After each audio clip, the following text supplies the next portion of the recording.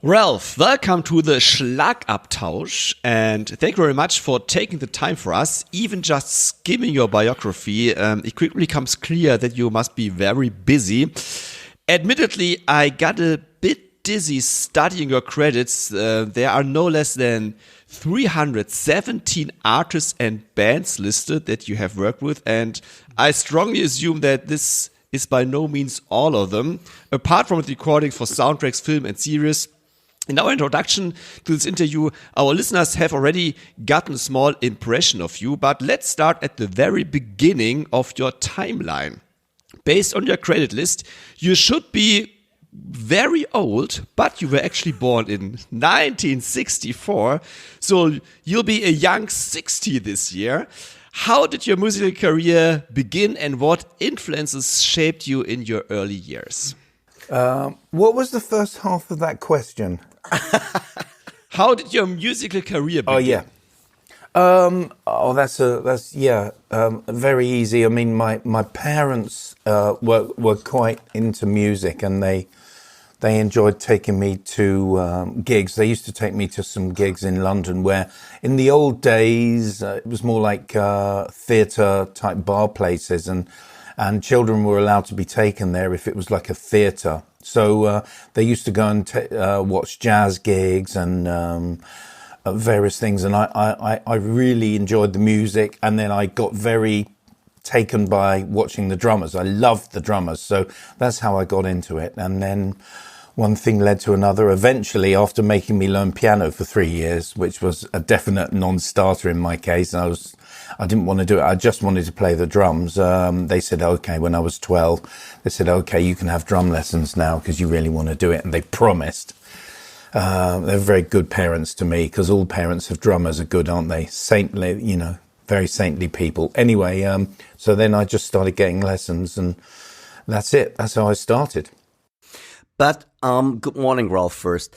And when I read your bio and your credit list, you're not only a drummer, you play classical percussion, you play timpani, and so you have a wide area of the meaning of drums, right? You play a lot of different stuff. Well, I did. I studied classical and timpani. Basically, probably I would say probably about the last 20 years. I only do that sort of stuff like in the studio. Maybe I've done it on movie scores, and then sometimes if there's drums and percussion together. But the thing is with the classical style of playing, if you're not doing, like anything really, like drums, if you're not doing it all the time, you lose the touch, you lose the feel. So although I've got, certain disciplines that I can play in time, I can play to clicks and all of that, just hopefully, going at the back of an orchestra used to be easy for me, and it can very easily be a terrifying thing. So what people used to do is say, oh, come and play some drums with an orchestra, and then, oh yeah, we need a bit of percussion too on this stuff, and I used to agree to do it, but I don't agree to do it anymore because it's a different thing. But I trained in that, I studied it, and it was a fantastic thing to do. I appreciate it. And I think the knowledge that gave me has led to me being able to work with orchestras anywhere where there's a conductor involved, sometimes slightly perhaps more complicated music, but not that complicated, we're not talking Frank Zappa, but I've done a few things like that, like Mark Anthony Turnage, Blood on the Floor, things like that. Things that it takes me 2 weeks to learn, and a symphony orchestra will probably sight read it in 5 minutes. But anyway, it did teach me a lot more of those different skills. Well, I was really impressed because I was stalking you a little bit. I should be so lucky. And I know you for a long time as a drummer, but in the beginning, not the name. I know artists where you played, and later on, I got your name got familiar, And for me, it was very impressive to see you like doing those movie scores. You had like 5 different drummers there. And you were playing timpani, or you were playing snare, or you were playing like in a percussion ensemble.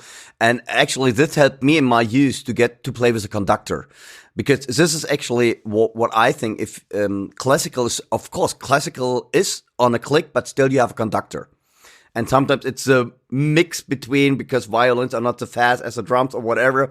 I think it's very challenging. I was really impressed by all your stuff you have done. So for me, thank you. It's really chapeau. You are so kind. Honestly, the thing that I've done, I feel like the luckiest guy in the world. I play some drums. I've got very limited ability, but I can do certain things okay, and probably I've had a broad experience in terms of styles. I like lots of different styles, and I like to play lots of different styles. So that, in a way, is one of my strengths. And then, having been a teacher for so long, I like to try and get that over to students. So to be able to teach students how to play the really important things for making a great drummer.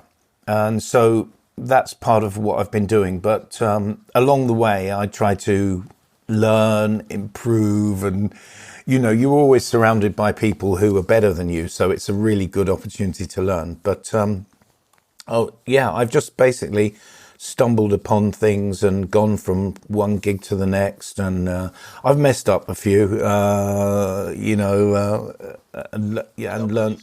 I don't believe that. And we all learn along the way, but that's the journey's the fun part as well. You know what it's like. And also, being a musician, being involved in music is an incredibly wonderful thing, whether it's professional or not. It's a social activity. We meet fantastic people. It's a very supportive community, particularly the drum world. I love the drum community. It's gorgeous. So that's a very nice thing to be involved in. So yeah. Let's go a little bit back. So you told us you started with 12 on the drum set. That's right. And when was the switch to the classical percussion, or what was the decision for that? Oh, that's a great question.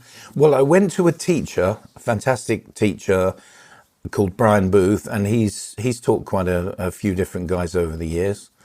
He's still around, and he's a fantastic guy. And he said to me, look, you can learn drums. This is all good. But he said, I suggest you learn classical as well. You learn drums, but you learn timpani, you learn tune percussion, because you're young enough, you can do it. And I said, yeah, okay, great. I was 12. I didn't know anything. I just did what he said. And he taught me that, which was great. It was wonderful. And then when I got to 16, 17 years old, I decided that I wanted to study at college. But there was only one place you could study drum set in the UK in 1982. And that was in Leeds in the north of England, which is a really excellent course. I've been up there and done a masterclass, and other guys teach there and stuff, and it's fantastic. But I was already lucky enough to be working back then. So a professional friend of mine said to me, look, you're probably better staying in London. And in London, you could only do classical. There was one course had started, which was at the Guildhall where I studied, but it was a postgraduate course. So it was a jazz course. I think it was 1 year postgrad, and I couldn't do that because I hadn't been to college. So I started there. I decided, well, I'm going to do classical. I shedded my scales and arpeggios very hard in a period of about 3 months, which was quite unpleasant. But anyway, there's nothing like a bit of pressure and a deadline to make you do some work, is there? I learnt all of that stuff, learnt the pieces, and auditioned for colleges. And I went to a fantastic teacher called Alan Cumberland, who was he was the timpanist in the London Philharmonic at the time. He was teaching me tims.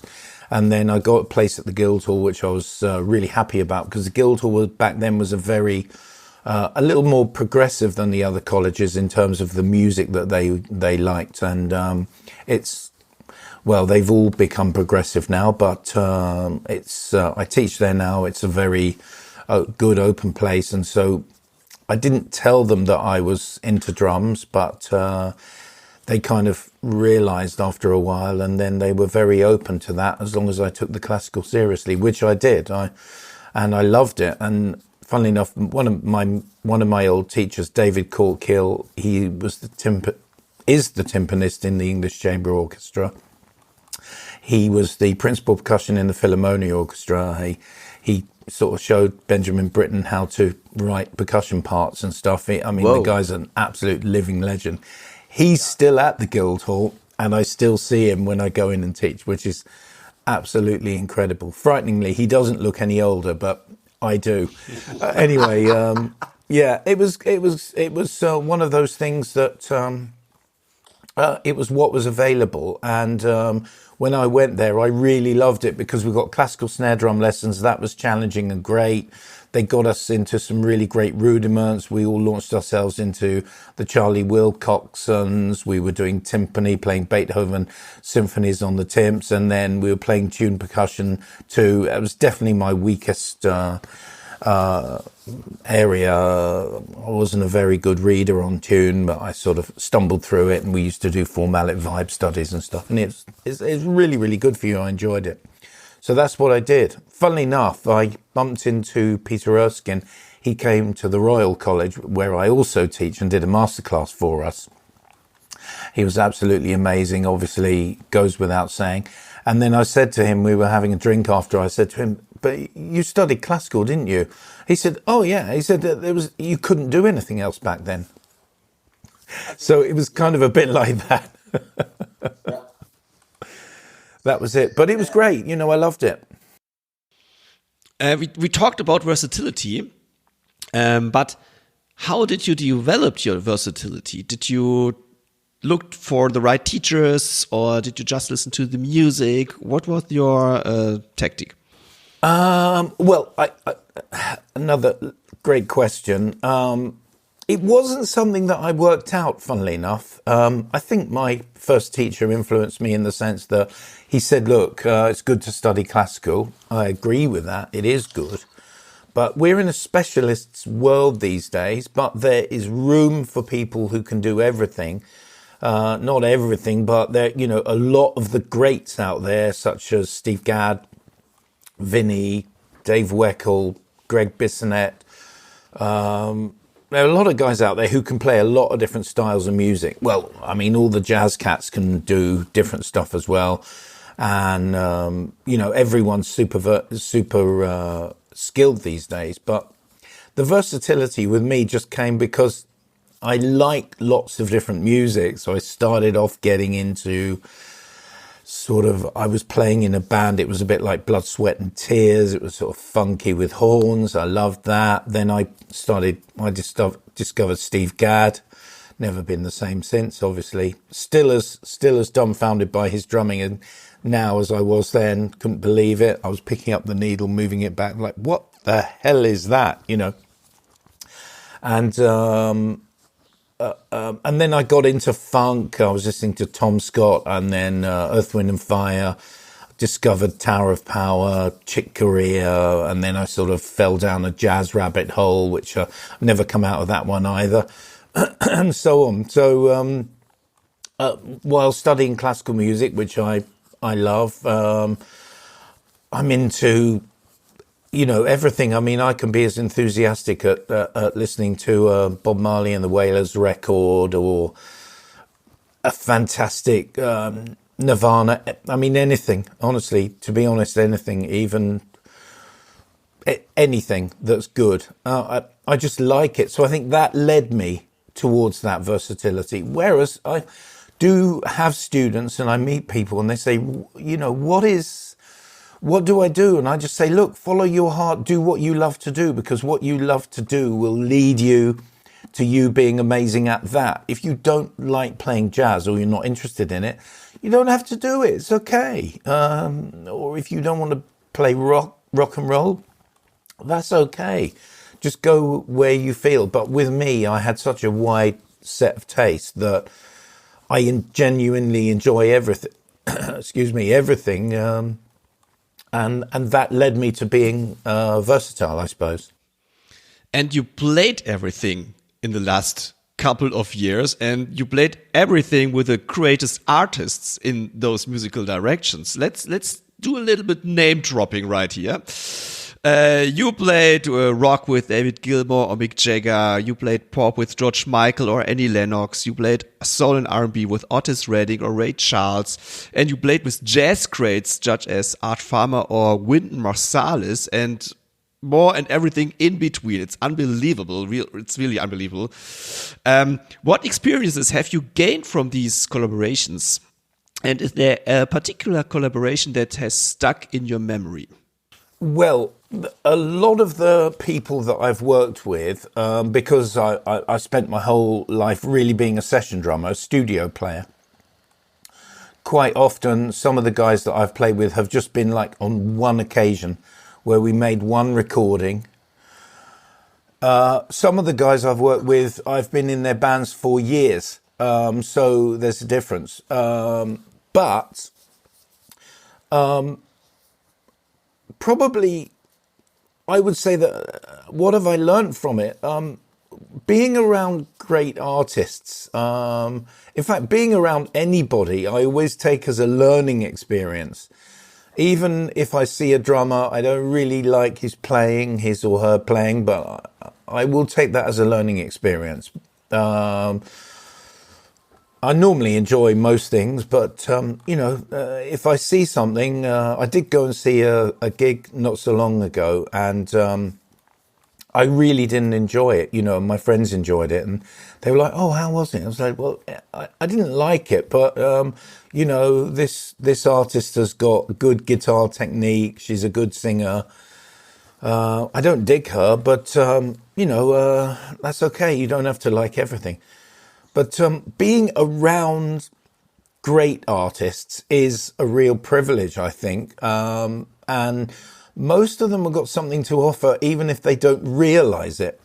And I watch them really closely, and I listen to them really closely, and I try and find out what they want, and I try and give them what they want. So that's what I've learned, because when you're playing with someone as a sideman, it's important to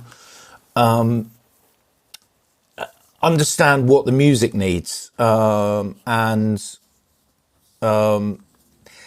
try and give the right thing.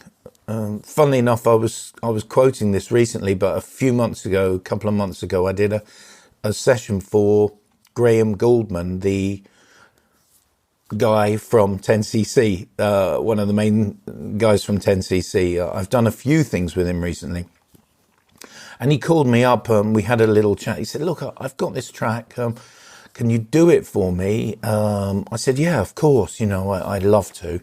And he said, "Look, but you don't, if you don't really feel it, don't feel that you've got to do it if you don't really want to play it." Which is like an incredibly humble thing for someone like that to say. Not like, "I want this, I want that." He's opening up to what I've got to offer, which is really great. And probably, like, to answer your question specifically, Timo, in the sense that it's quite a long time ago when I was in Van Morrison's band, but because I was around him for such a long time, I got to know him and take away a lot from him, because he taught me a lot, and some of the things that he taught me I can apply to everyone. One of the things he's really into is the spontaneity of the first time you play a piece of music, what we call first take syndrome. But he doesn't just apply that to the studio, he applies that to everything. So he doesn't really like to play a piece of music twice in one day, whether it's in the studio or whether it's live. So on the sound check, didn't really like to sound check them. And that's not because he's being difficult, although some people would accuse him of that. It's just because he has an incredibly deep feel for the music, and he listens and understands to what guys are playing. and he wants your first reaction to the music, which is why many of his recordings are heroically played by fantastic musicians who are making loads of mistakes, and those mistakes go on the record. He doesn't mind that at all, because what you're experiencing is like, this is the first time these guys have actually played this music, and they don't even know the chords. I know that sounds crazy, but that's true.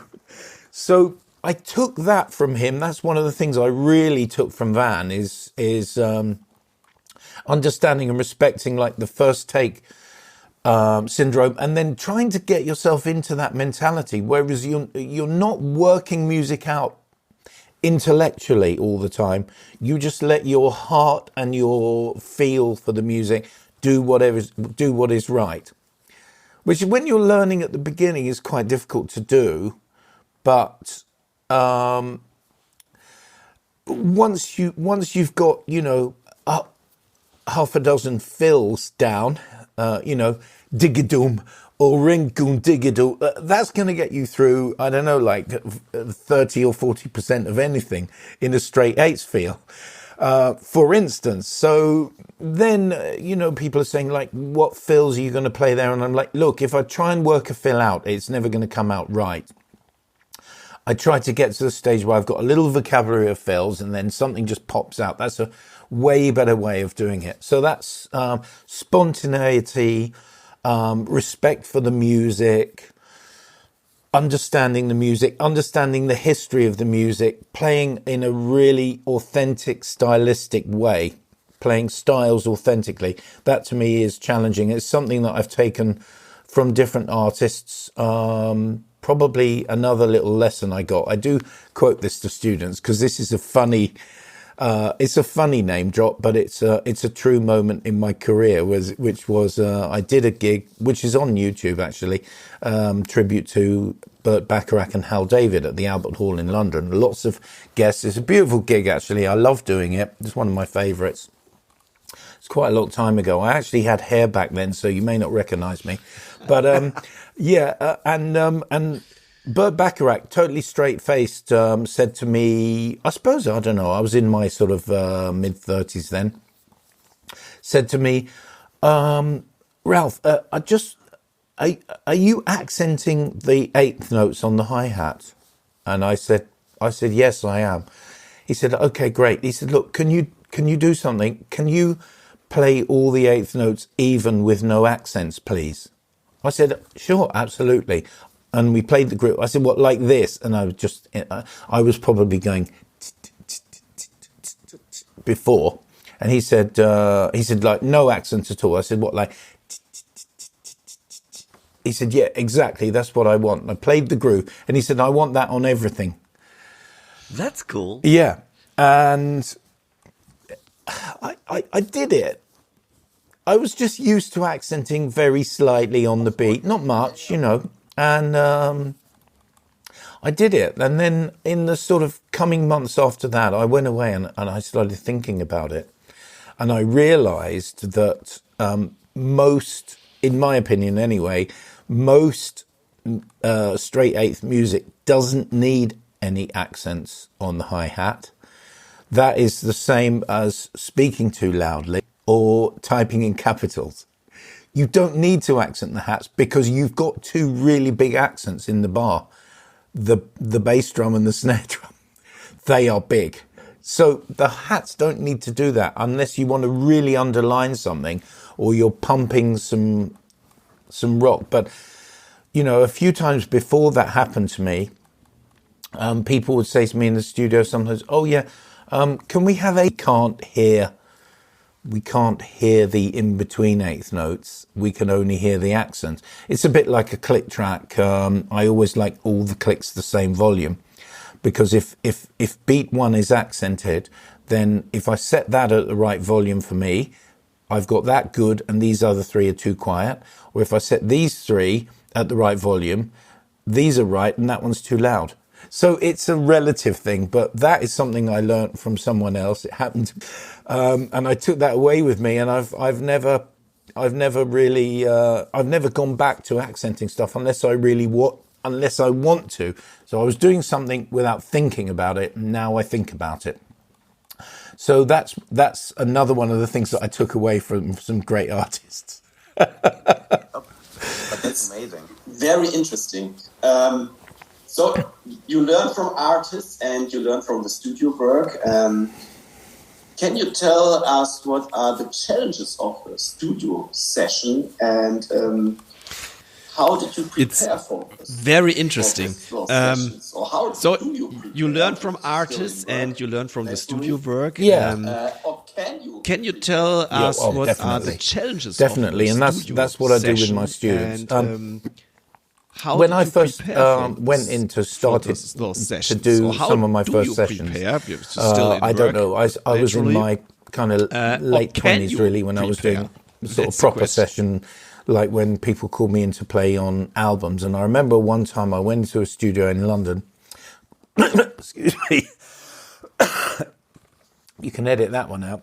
I went into a studio in London called Roundhouse Studios, and there was a session band in there, all really seasoned studio players. And excuse me, and we played some takes, and I thought to myself, it sounds like everybody's slowing down. It's weird. And I thought about that for a very short time, and then I realized it's like, oh yeah, no one is slowing down, but I am speeding up badly. It's like, oh shit, you've really got to get yourself sorted out. You know, that was like a real light bulb moment. So, sort of, it's a great question, preparing yourself for the studio, but I think of preparing yourself for the studio as the same as preparing yourself for everything. The skill set to me is the same. It's just in the studio, it's enforced heavily. You cannot get away without playing really good timing. So the first thing I do with all my students is to get them to improve their own timing. So what I always say is, if you're practicing with a metronome or a click, you're getting better. If you're practicing without a metronome or a click, you're getting worse. So you're better off not practicing than practicing without a click. That's one of my things, because the metronome, the click, will strengthen your internal time feel. You know this, of course. But it's really important, and I see it because I teach college students. They come in, they're all wibbly wobbly like a jellyfish, and I want to get them into a sumo wrestler. And so, you know, I try and strengthen that. And the thing is, everybody can do this. It's not like something that just comes down. It's not like just a God-given talent and there's nothing you can do with it. All of this can and is developed. So learning how to play great time and developing your internal time feel is probably the biggest thing that I would say, not only prepare, but it will get you through every musical situation in a fantastic way. Whether you're playing with a click or not, whatever music you're playing, whether it's jazz, it's like people say, oh, you can't play jazz with a click, which is untrue, because we do loads of it, and it sounds fine. Practice that, and then when you play with people and you're not playing with a click track, it's perfectly okay to speed up, slow down if you want, or if the vibe happens. There are loads of great recordings. One of my favorite recordings that I sometimes play to students when they say, oh no, everything has to be metronomic. I say, well, here's a recording of Brian Blade playing with the Warner Jams band, Brad Meldau, different guys on, Larry Golding's on Hammond, Brian, and it's killing. It's so swinging. You listen to it, and then by the time you get to the end of the track, you spin back, and it's like it's much, much faster. Well, who cares? It doesn't matter, because the feel is most important. But the feel is much more important. No one is going to put like the band or the, take any great, like the meters and say, oh yeah, but they're not relative time. They're not to a click. That's irrelevant. Nobody cares about that. But practicing to a click will strengthen your feel and make you a better drummer. And that's what I believe in. So that's probably like the biggest thing that I would say gives you that, it not prepares, but puts you into a really great, will improve the way you sound, the way you interact with other musicians and your understanding of how the music works. Do you have a good advice for students? Because I totally agree with you. But what I sometimes notice, especially with students, after a while, they can't play without a click anymore. you know what you know what I mean. Of course, I know all these play gaps in between the clicks, but maybe you have because you're such an experienced player. What can you do to improve your internal timing? Because when you play through a click, it's fine. If I turn off the click, they totally struggled. Yeah, well, you know what? I love that question. The answer is, in my experience, I don't really think that goes away, because I think it's hard for the human mind to be like computer accurate with stuff. You know, our body is complicated, and an example I'll give is, you've all done this, but like we rehearse a gig and everything is exactly set to tempo. All the tempos are just right. It's fantastic. It's lovely. Everyone's cool. It's grooving. We're happy. We go and do the gig and everyone gets an adrenaline shot before the gig. They walk on and then we metronome all the tempos, and all the tempos are absolutely perfect. And people come off and they go, man, everything felt really slow.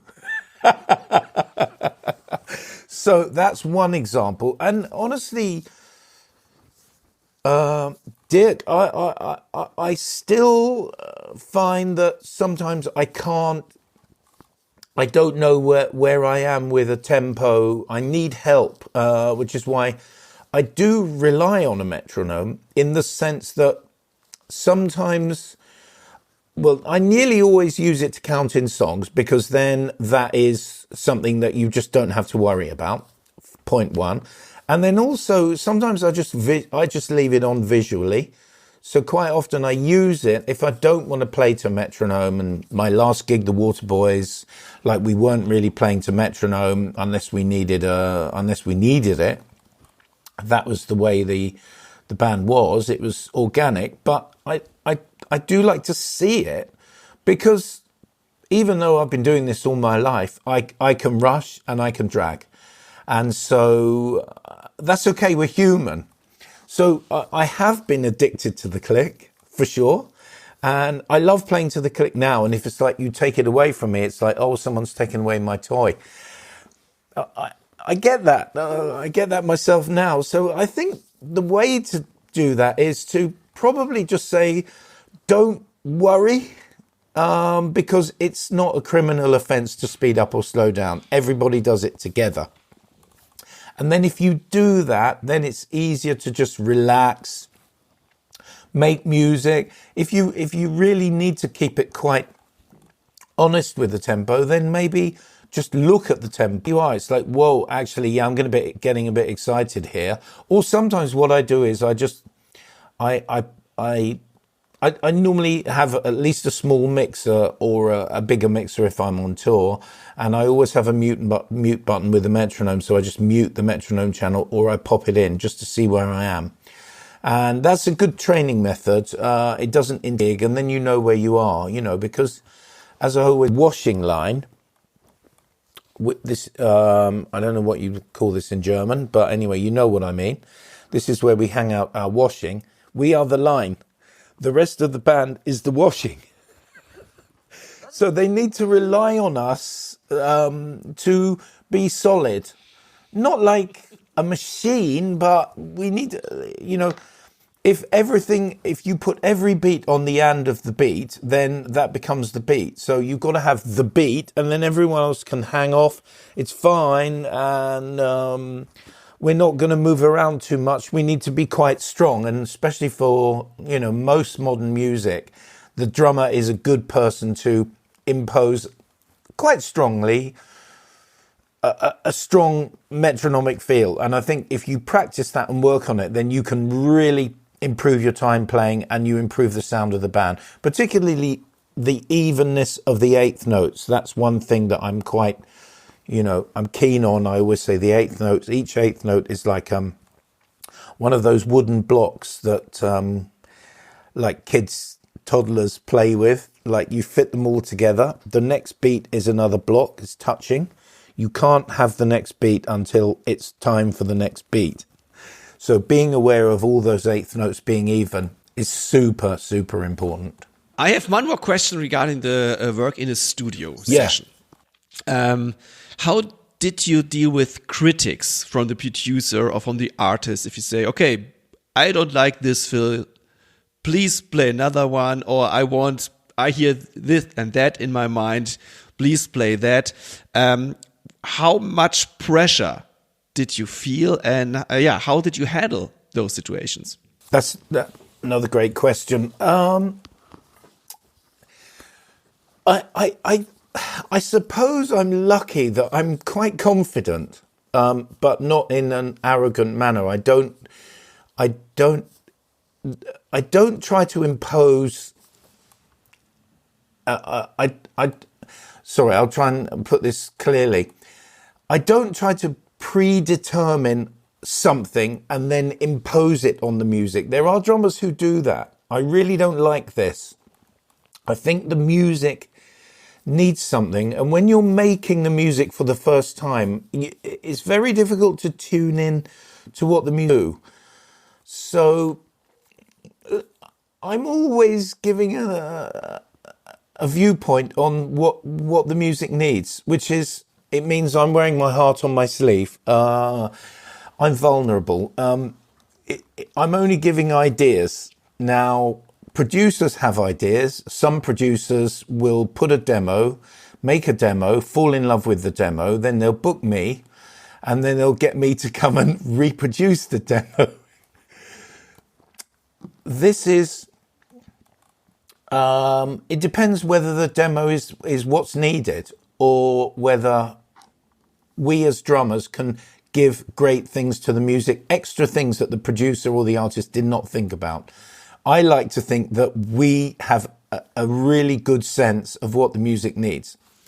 So I try and give that. If the producer or the artist doesn't like that, or they're feeling, or they want something else, I am totally cool with that. I'm not married to any of my ideas, and I have been, I've always been like that, because I don't know, I wouldn't say I've been schooled on it, but there have been a couple of times when I've been in the studio and the artist has wanted something, and I respect that, because they're the guys who are employing me, and if they want something, they get it, even if I disagree with it. And there have been a few times when I thought, well, I don't like this idea. A long time ago, I was doing a track with Graham Lyle from Gallagher and Lyle. Fantastic, amazing musician. I was in the studio with him and Hamish Stewart, my buddy from the Average White Band, who's an absolutely wonderful artist as well.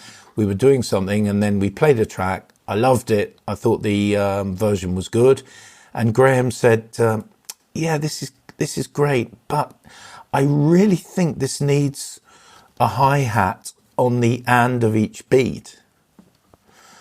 And I looked at him and I thought, and I'd really thought about it, and I thought, well, I don't think that. I don't agree with it either. But anyway, we're working together, and you're hearing it. You're Graham Lyle. I'm just a drummer. So I said, okay, great. Okay, well, let's try that. And I thought, no, this is a really bad idea. Forget it. So I went in and I overdubbed hi-hat. I think it was foot on each beat, on the and of each beat. And as soon as I put that on the track just came alive. this is what working with our great artists can be. So I never try and impose something. If they don't like it, I try and make it happen. If they're critical, I have had a couple of people who've, they can be difficult, hard taskmasters, but, we're all grown-ups around here, we can be replaced. I've seen other people talk about that. I'm sure I've been replaced, and I know that I have replaced other people. It doesn't matter. It just doesn't matter. I think Andy Newmark was saying that recently. It just doesn't matter. You're going to get replaced, and then you might end up replacing somebody. It's just the way the wind's blowing that day. Maybe the engineer didn't get the sound, or maybe they came up with an idea. They told you this idea. You played it, and then afterwards they thought, no, that's no good. And then they would go, okay, we'll get someone else to do it, or let's just do something completely different with you.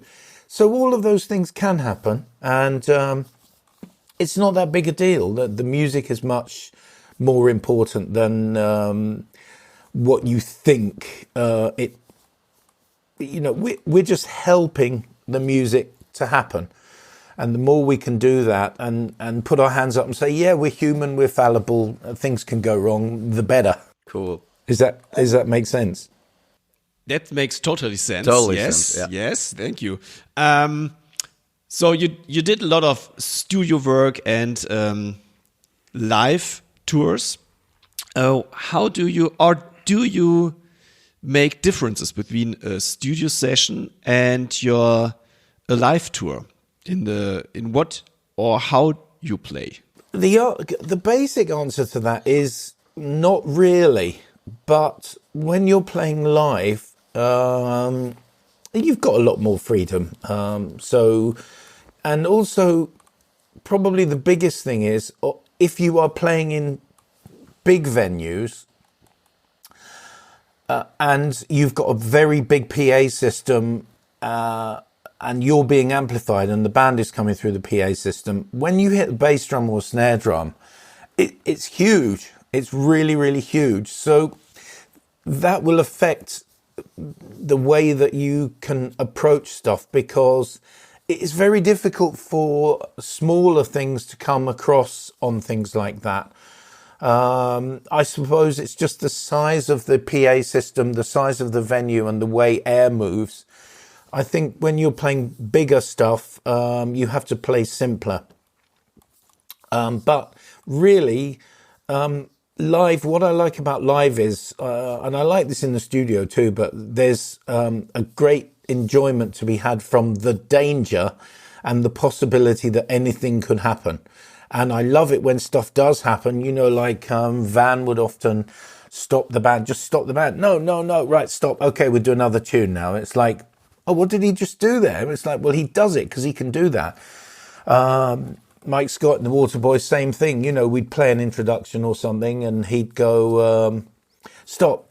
All right, like in front of the audience. Sorry, ladies and gentlemen. That was way too fast. Let's try that a bit slower at the right tempo or something like that. And these little things that happen, or something would just drop into a reggae outro for 15 minutes or some crazy shit will happen. I love all of that stuff. So being open to that is good, is great for live. It's fun, it's spontaneous, and involving the audience in that process is great to me as well. And I love that. That's what I thrive on live.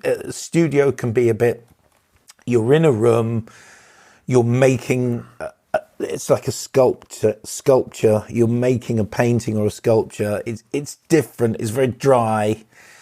You've got to think beyond those four walls. Whereas when you're in a room with people, I don't care if it's a small bar or an arena, it doesn't make any difference to me. I love the interaction of band, audience. They encourage us, we encourage them. We want them to have a great time. They want us to have a great time. We want to have a good gig and a memorable time. And that's what live playing is all about. It's very spontaneity throughout all the music. So I try and enjoy that as much as I can. And if something crazy happens, then I just embrace it and go, yeah, this is great. Yeah, let's just do that. Wait, stop. Let's do this. Okay, right. What do you think, ladies and gentlemen? Right, let's do it. Boom. It's like, we can do it. We can do anything we want, and then it's good fun. That's great. In addition to all your work as a live and studio drummer, you also work, as we heard, as a professor and private teacher.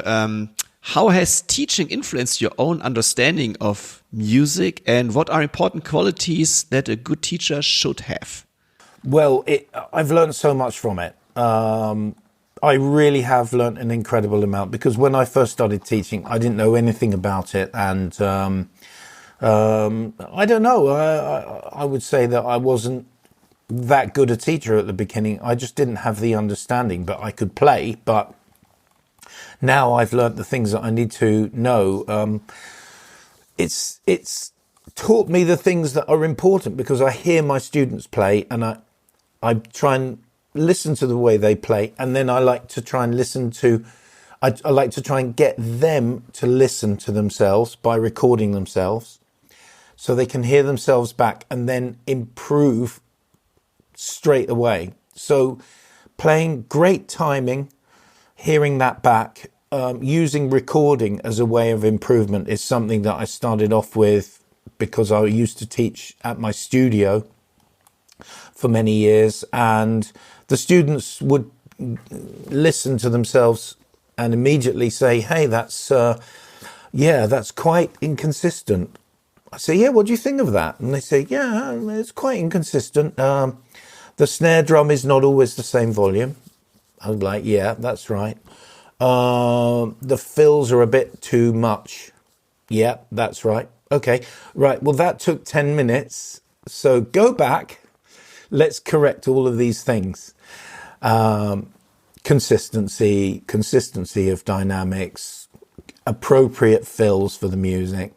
They do it one time after they've only heard it back one time.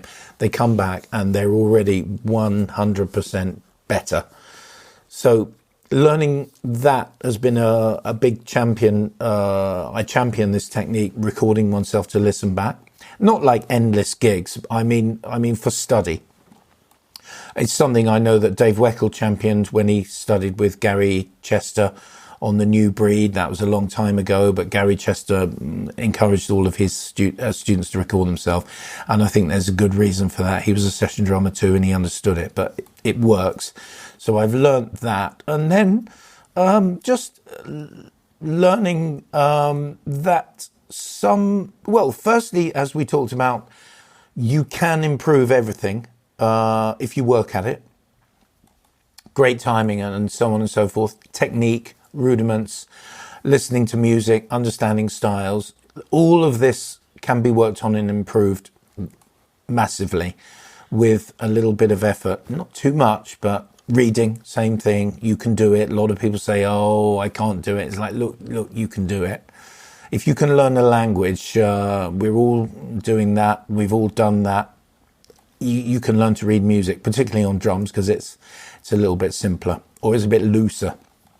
And so teaching has taught me that for sure. Probably one more thing was I used to allow my students to play anyway technically in order to get a result when I first started teaching.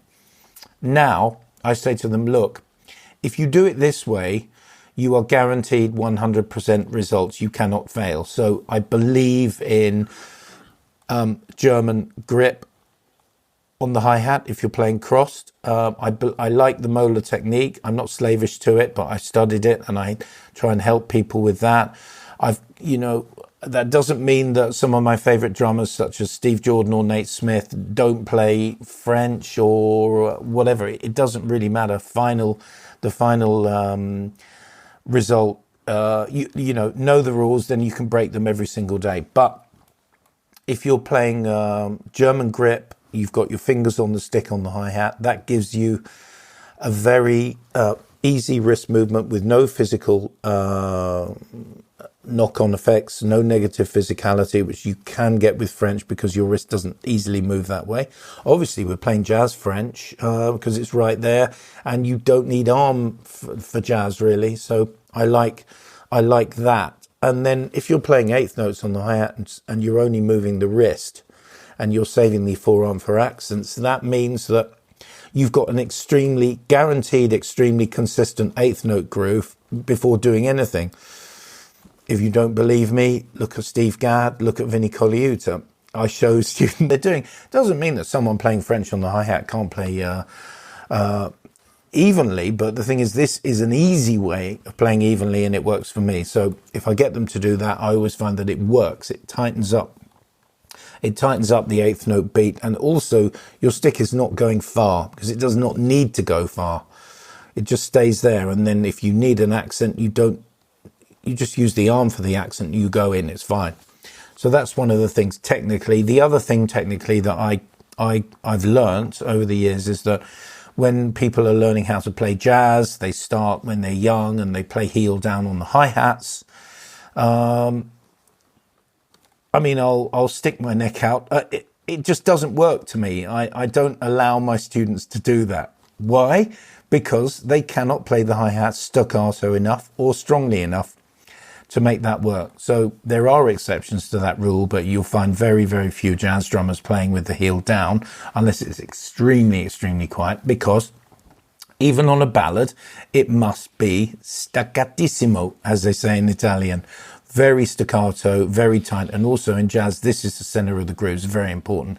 So that's another thing that I've learned. I used to let my students get away with that. I regret that now, but fortunately, for about the last 20 years, I've been teaching them how to play heel up. It works for me. I show them videos of the greats, such as Peter Erskine, or anyone for that matter, playing heel up. Mostly, it gives you a really great result immediately, and it doesn't take long to learn. So that's another little technical thing that I've learned from teaching all these years.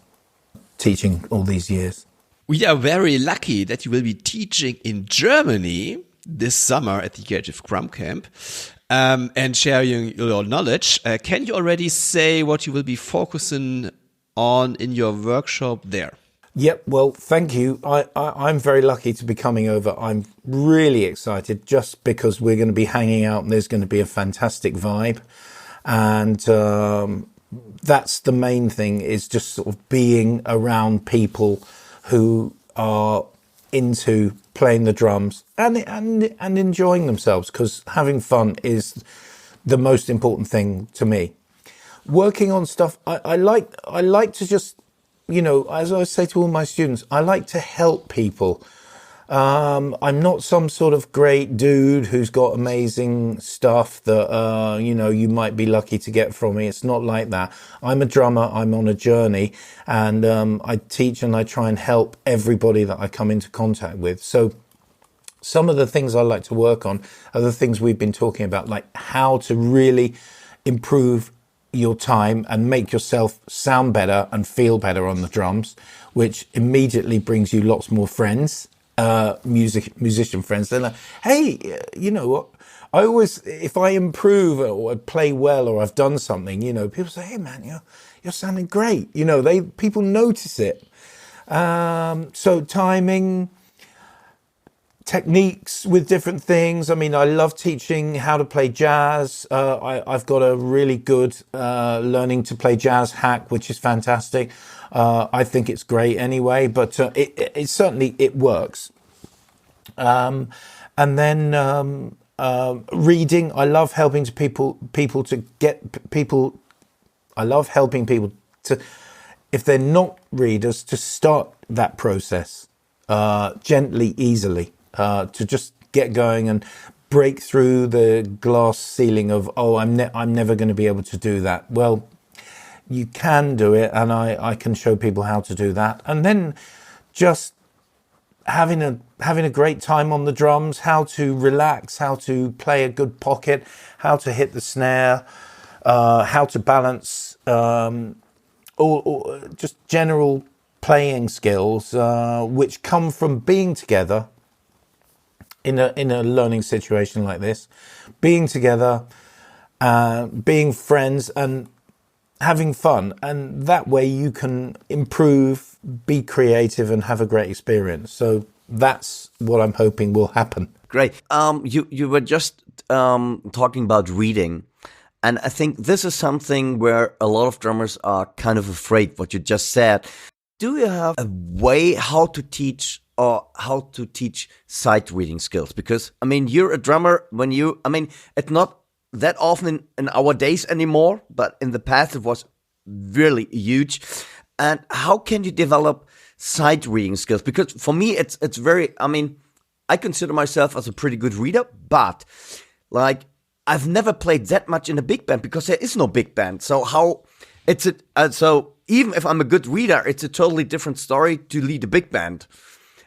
Of course, I can read the notes and I sing, I have a feel for it, but how can you improve your reading skills, or what do you give your students on their way to improve reading for a band? Not a snare drum solo, but reading, like sight reading a chart or whatever. Or how do you develop your skills? Well, that is a fantastic point, because what you're going into here is the next level from just reading a single line. So the first level is learn how to read those rhythms on a single line. You can just tap them on your knee, clap them, whatever you want. So you can do that. You do have to do that to recognize what the rhythm is. But as they say, how many, it's one of these things you can look up, but they say, like, in the average copy of the New York Times, how many different English words are there in one copy of the New York Times? It's very interesting. I don't know if you know this answer, but the answer is, what do you think? I don't know. What do you think? How many words are there in different words in one copy of the New York Times? I have no idea. I say just 2,000. 2,000.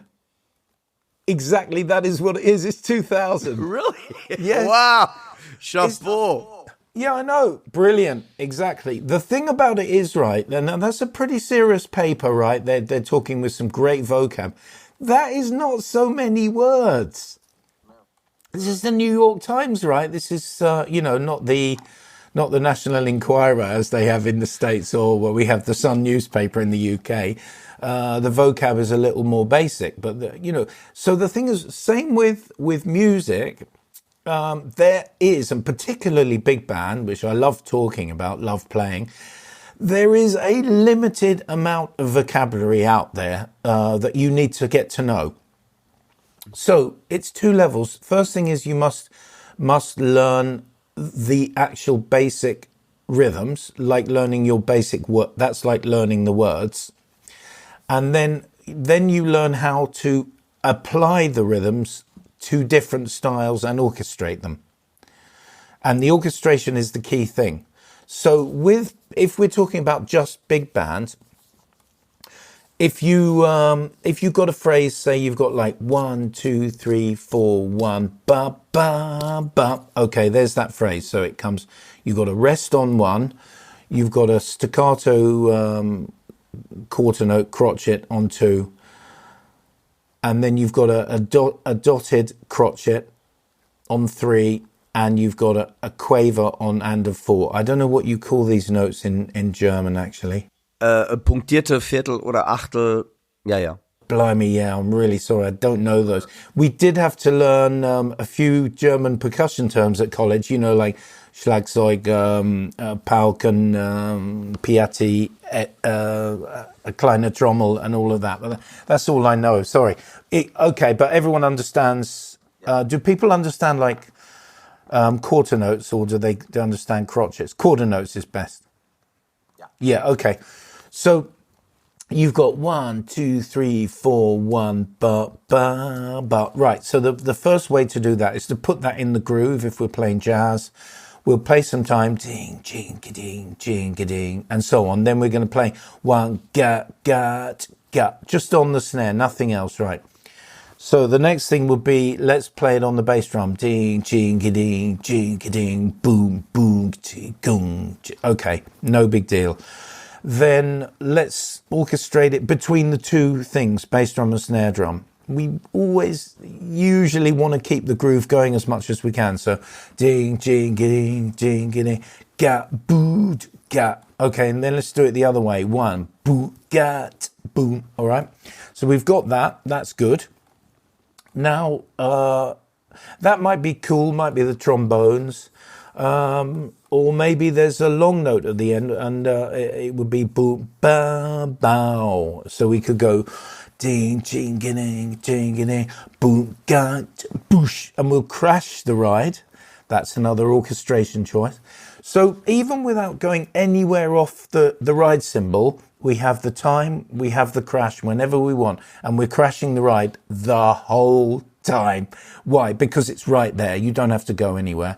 And then it interrupts the groove least. Okay, then the next thing is, it's a bigger phrase. What? Ba, ba, ba, like trumpets, trombones, and the whole band are in. So we can play them stronger. We can play them, but we might want to set the band up and do a setup. So 1, 2, 3, 4, ba. That would be the simplest setup you can get. If you want to hear simple setups, listen to the guy who played on most of the Sinatra records, Irv Kotler, amazing drummer. He's famous for just hitting one beat, ba. So you would go 1, 2, 3, 4, ga, boom, gat, goosh. That's your most basic setup. Then maybe you might say, okay, let's play like a rough 1, 2, 3, 4, ra, go, gat, go. Or let's play a triplet into that. 1, 2, 3, 4. Do, do, ga, go, ga. All right, there's another one. All right, here's another one. We want to do a little bit of a comedy setup, for instance. 1, 2, 3. Gudum, boom, ga, ga. But, you know, there's always a bit of fun going on with jazz and big band. A lot of it is a little bit comedy or pastiche, you know. 1, 2, 3. Goom, goom, ba. You know. And then you could do like a little Count Basie build-up. 1, 2, boom, bop, boom. So, boosh, ga, boosh. So that's like the ride and the bass drum, the cymbal's still going, and then the snare on the second one, and the last one could be the ride cymbal crash or a crash. That's like one simple way of just getting into some orchestrations. Yeah. And then the way you're going to learn that, there are a couple of books that show it, but really the best way is to go straight back to the music. It's very easy if you listen to like two drummers. If you say like, right, who do I listen to? You can, you know, it's 2 or it's like 50. Or I don't know, 2, 4 or 50, but you know, really Sonny Payne with the Count Basie Orchestra, who was like Buddy Rich's hero. Everything he played, there's loads of video on there. If you put Count Basie Orchestra in 1962, there's an amazing gig in Sweden there, beautifully recorded, all covered. The whole stage is like a forest of Neumann microphones. I mean, it's studio porn, that is, if nothing else. It sounds incredible, but you can see what and hear very, very well what Sonny's doing. Then you've got Sinatra live at the Sands with the Count Basie Orchestra, conducted by Quincy Jones, very classic record. You can literally, and you should do, like write these things down and get those. And then other than that, for big band, then you can come on to Mel Lewis with the Thad Jones Mel Lewis Jazz Orchestra and then listen to what Mel does, which sometimes he plays more like a small band drummer. He doesn't even set things up, or he doesn't even make the phrases even. So he's not worried about it, which is a great way of thinking about it. Like, don't worry about it, play some great swinging time, and it's all going to sort itself out. And then after a couple of times, you think, oh yeah, that really needs something. Give it a bit of that with time. So that's how I do it.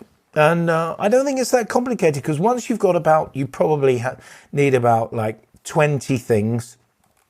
That's going to get you through 75% of all big band. It's much more simple than we think. Great advice. Thank you. Very cool.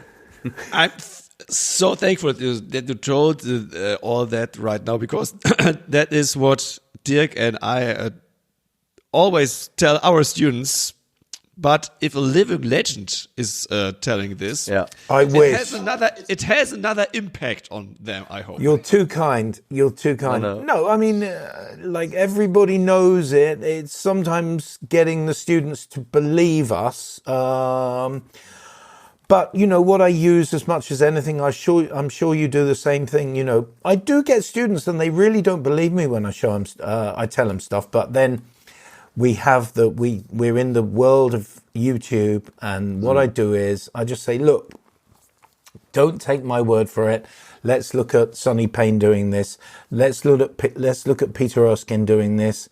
Let's look at Jeff Hamilton doing this. In fact, anyone you want, and it's all out there. So that's a good proof as well. So that's the way I do it. Luckily, we've got amazing resources now, but.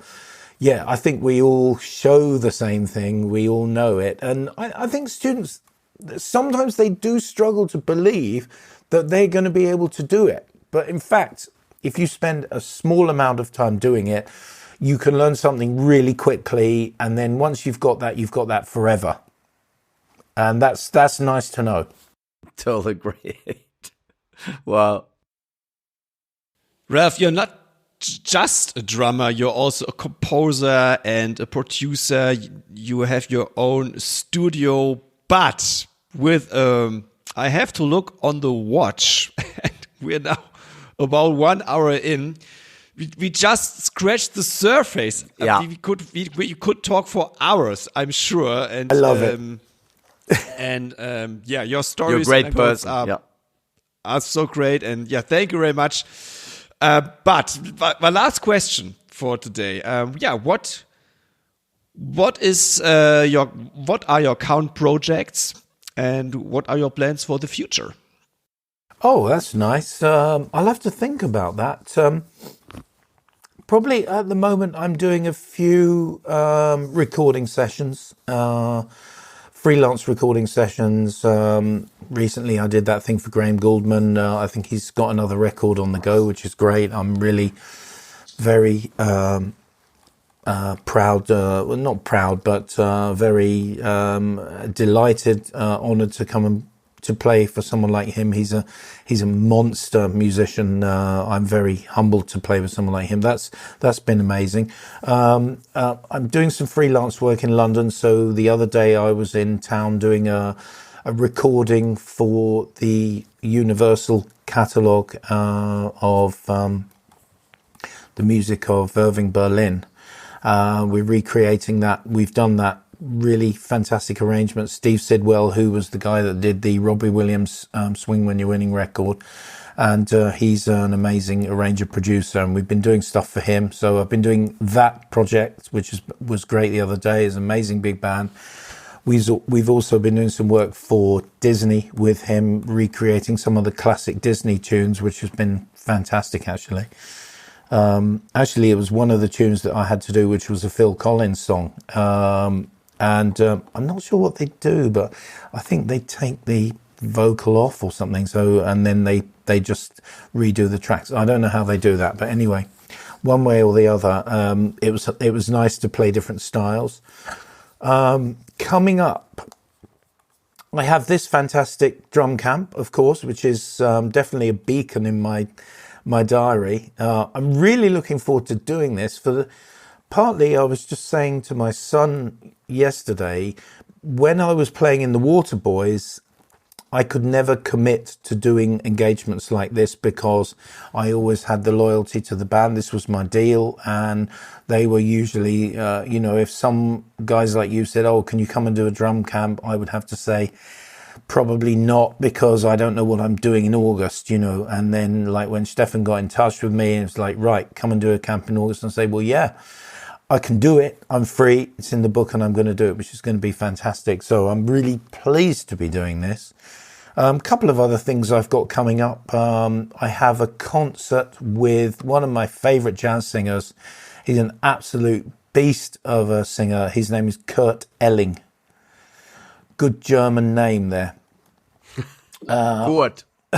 Kurt Elling, absolute monster jazz singer. I've played with him before. We've got a concert in Tbilisi in Georgia with an orchestra, which will be very interesting. I've yet to see what that's going to come out like, but I know he's a monster. I'm really looking forward to that. So that's great. That's coming up. And then probably just a little bit more freelance session work that comes in. For instance, I've got a session in a couple of weeks' time. Well, I've actually got a session I think it's next week. I never know what I'm doing here. No, it's this week, actually. It's this week. For a guy I've never met before. But anyways, a guy called Bruce Woolley, fantastic guy who co-wrote Slave to the Rhythm. But he did like some work with Grace Jones, did a record with Grace, with Sly and Robbie. I'm very excited. In fact, right after this interview, I've got to call him. And then after that, the week after that, I'm doing some sessions for a project. I've worked with this guy before. He's an Italian megastar called Cesare Cremonini. A fantastic guy. He makes beautiful records. He's a really, really great artist. He's huge in Italy. And I'm looking forward to that because he's one of those guys very specific. He wants a pitch on a snare drum. He asks for different things. He wants different stuff. You know, he's a very interesting guy. He's like, oh yeah, this is nice, but I want a really high snare drum on that. Okay, great. You know, how about that? Yeah, that's exactly what I wanted. Now, can you play more busy on the hi-hats? Yes, you know, he knows exactly what he wants. So that's great. So that's coming up. Wow. And of course, my teaching, which carries on. I've got to get my kids, as I call them. They're amazing, my students. I'm really proud of them. They're all coming through college. Some of them are finishing off. They got recitals to do. You can see all of them on their Instas. I follow them. They tag me and all the rest of it. So you can check out what they're doing. That's at Guildhall and the Royal College of Music. They're all absolutely fantastic musicians. And that's probably about it. And then I'm definitely... Well, that's a lot.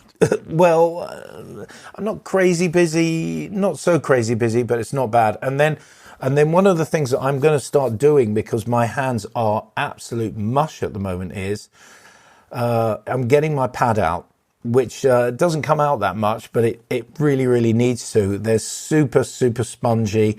I've got to get the pad out and I've got to start playing every day on that because when I get to you guys in August, it's like, yeah, this guy's nice, but he can't play.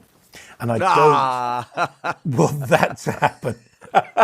Definitely not. I think anyone else has to prove that he or she can play. So not you in first hand. Brilliant. So the credit list is still growing. You need some more space on your homepage. All important links of Ralph in the show notes. And yeah, Ralph, thank you very, very much for taking the time to have a chat with us. It was a pleasure and a real honor, and we are really looking forward to have you here in Germany. Thank you very much. Thank you for having me. Absolute pleasure. I can't wait to meet you guys in the flesh on the course and get over there for some drum hangings. We're going to talk drums hard. Yeah. You're a fantastic, positive human being. Thank you so much that you take your time, that you took your time for the interview. Absolute pleasure. Thanks, guys. Great. Thank you. Bye-bye. Bye. Bye.